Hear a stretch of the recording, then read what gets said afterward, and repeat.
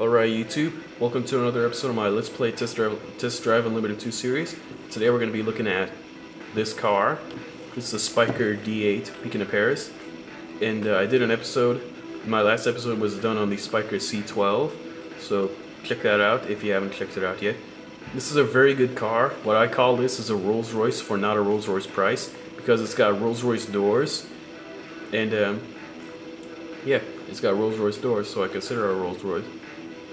Very cool interior. It's got a little fin on top, and then it's got some support struts in there, and those are just in case you roll the car, because the roof is pretty much made out of one piece of glass, and the only thing that will protect you from rolling over is that. So you can see that up there is the only thing that's going to protect you from rolling.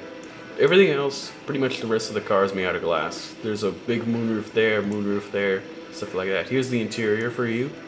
As you can see, it's pretty much like the C12, only this one has a GPS right here, a circular GPS.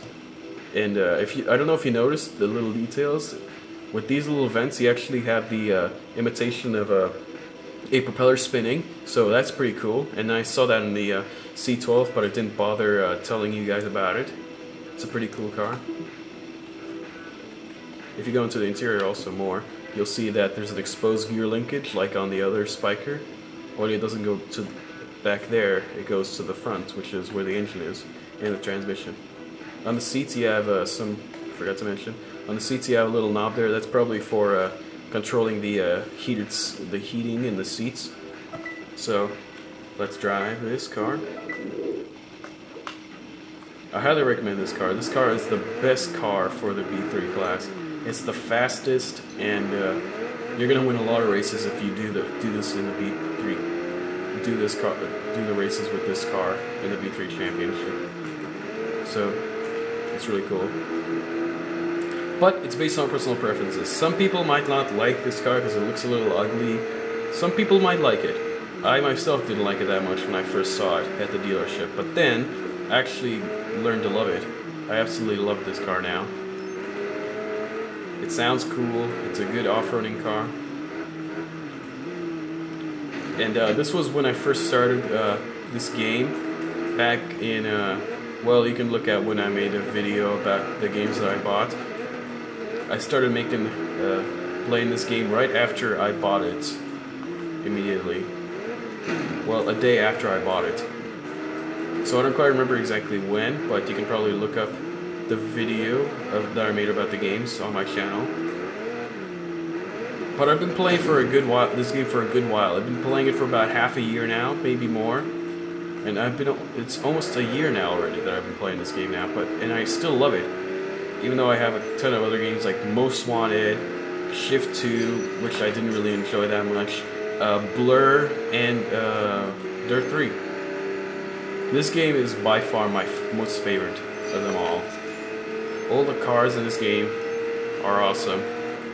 The fact that you can meet players like, I don't know, like a Sims game, kind of like a Sims game. It's kind of like a Sims game, this game. It's a very good game, I love it. So as you can see, when you have the taillights on, you can't really see me braking, so here's the taillights off, and I'm braking.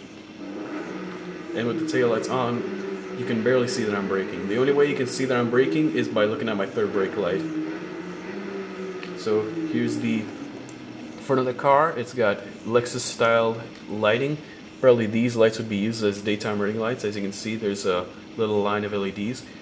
Then you have the turn signal lamp in the corner. In real life, I don't think that turn signal lamp would be in the corner.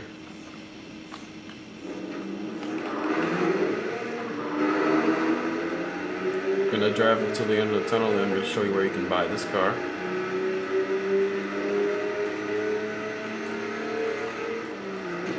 Okay, let's go find the dealer. The dealership, where you can get this car is in the Bugatti shop. So European Cars South, or you can go to this one over here, East. But anyway, you go to the dealership, and it is right here next to the door. And then its cousin is right next to it, the C12.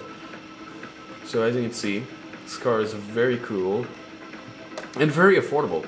About $270,000 for this car. It's not that expensive. It's not as expensive as the C12, for example, or Koenigsegg, or the Bugattis. It's very cheap, this car, and you're gonna enjoy this car a lot. Your friends are gonna see this and you're gonna be like, "What a nice car he has," and stuff like that.